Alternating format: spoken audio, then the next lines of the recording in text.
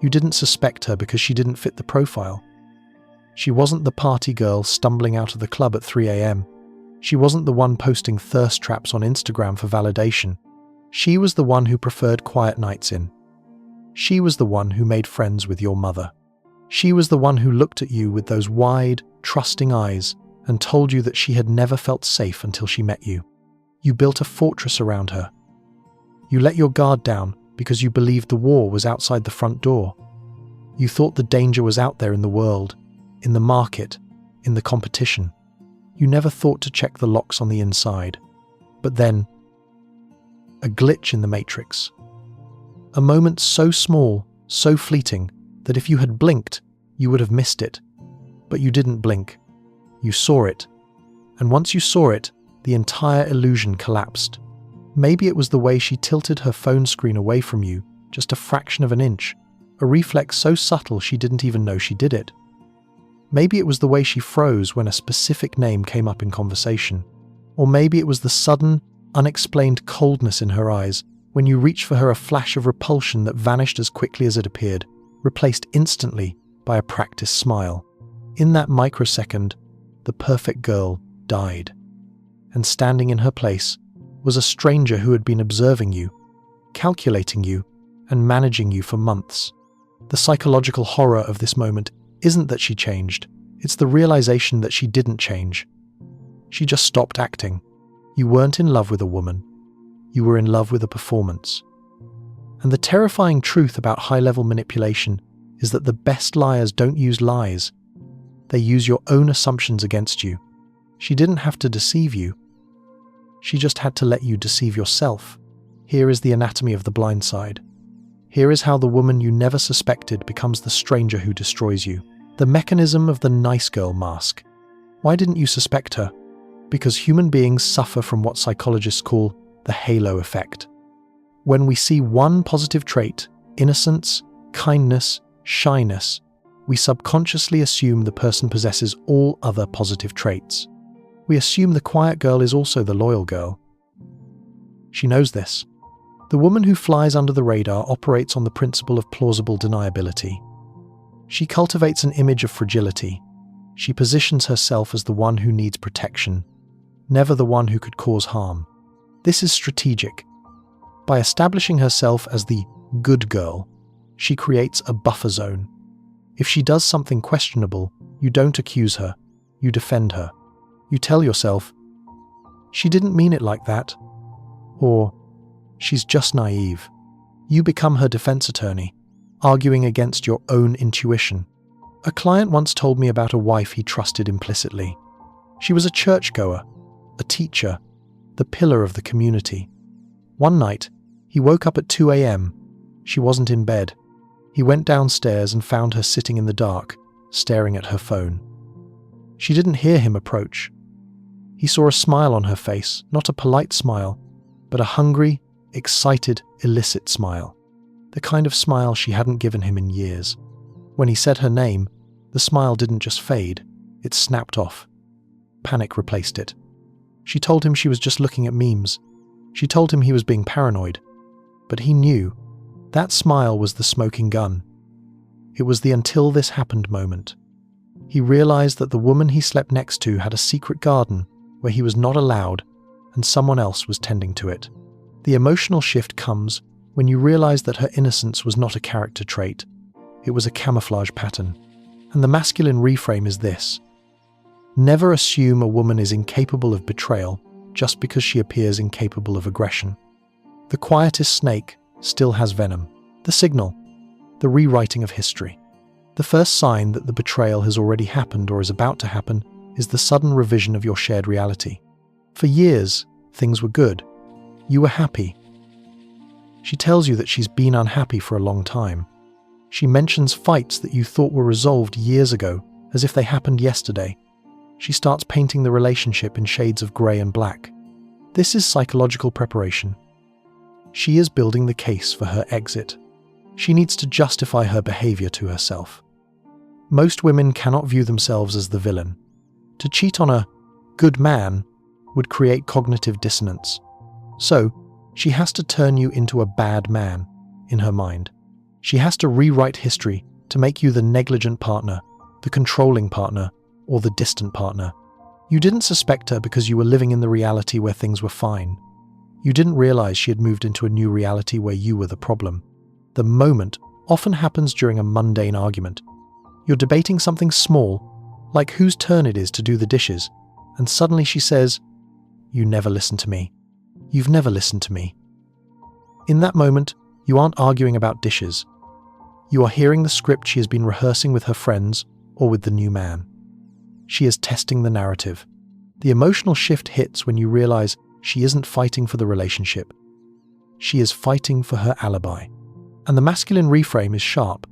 When a woman starts inventing problems that didn't exist yesterday, she is looking for an excuse to execute a decision she made weeks ago. The signal, the accusation in the mirror, projection. There is no warning louder than an unprovoked accusation.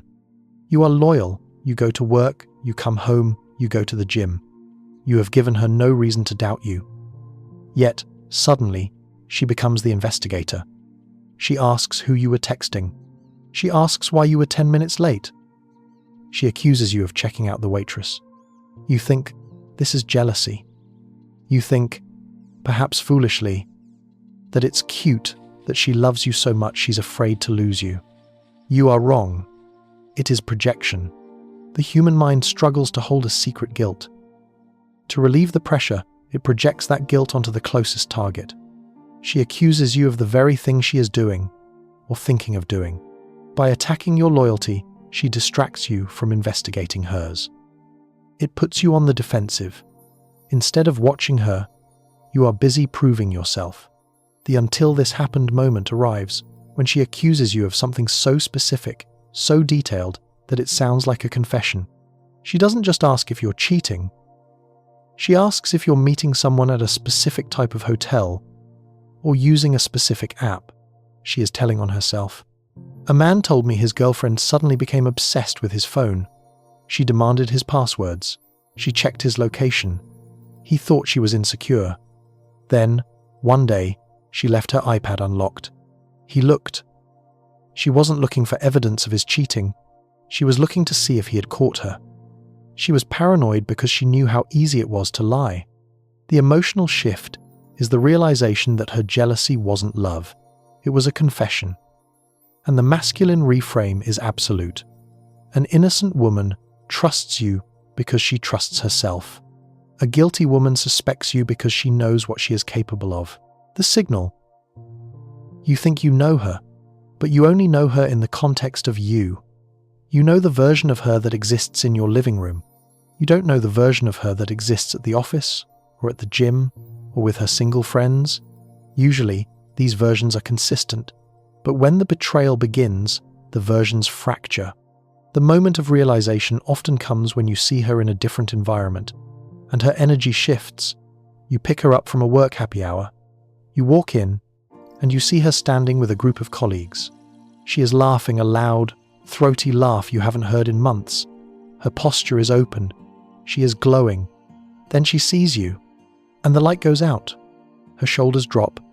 The smile becomes tight.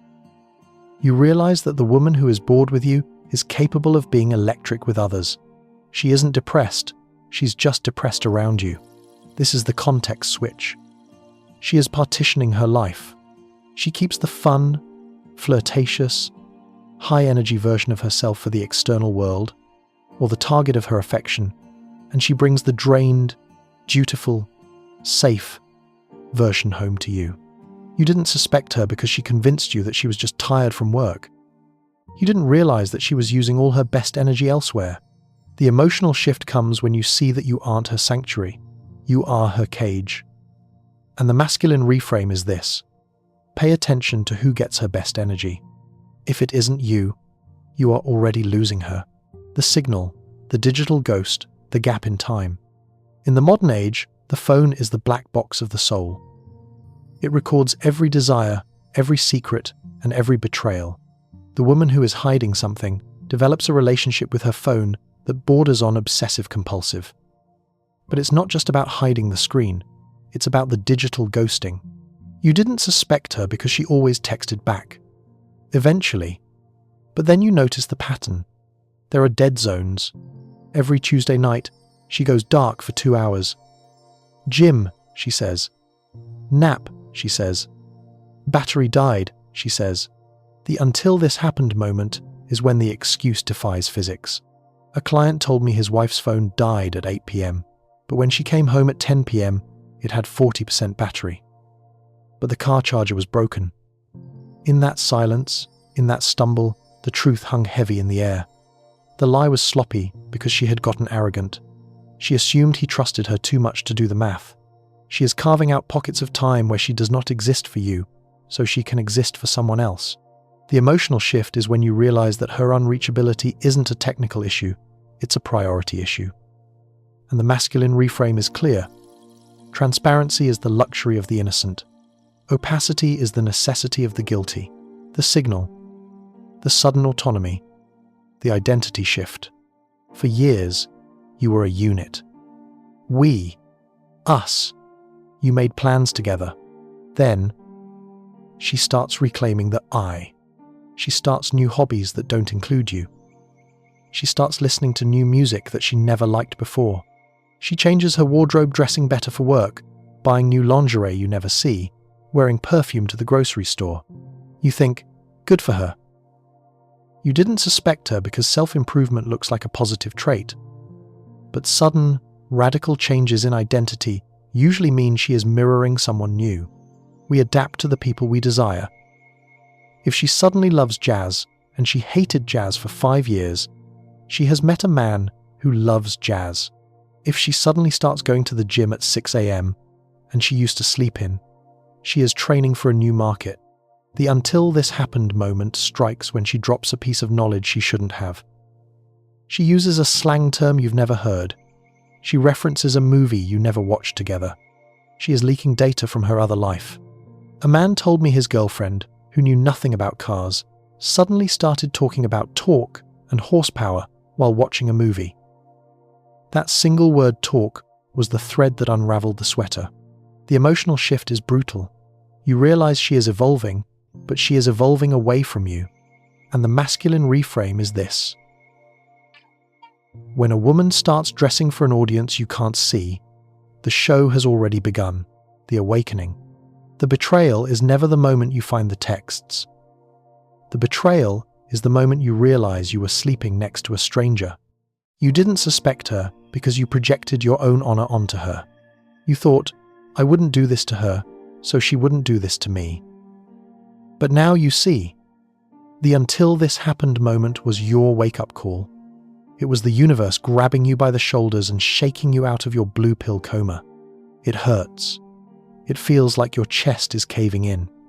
You question your judgment. You question your reality. You replay every memory, searching for the lies. But listen to me. This pain is not a punishment. It is an upgrade. You have been given the gift of vision. You have lost your innocence, yes, but you have gained sovereignty. You now understand that trust is not a passive state. It is an active verification. You now understand that nice is not a guarantee of loyal. The woman you thought she was never existed. She was a projection of your hope. The woman, she is the one who could look you in the eye and lie, the one who could rewrite history, the one who could switch masks effortlessly. She has always been there. You just finally turned on the lights. Don't close your eyes again. The masculine reframe is the final step. A man who has been betrayed and survives, it is dangerous. He is dangerous because he can no longer be fooled. He moves through the world with a different kind of walk, not the walk of a naive boy who thinks the world is safe, but the walk of a king who knows the castle has breaches and guards them accordingly. She thought she broke you. She didn't. She just woke you up. And a man who is wide awake is unstoppable.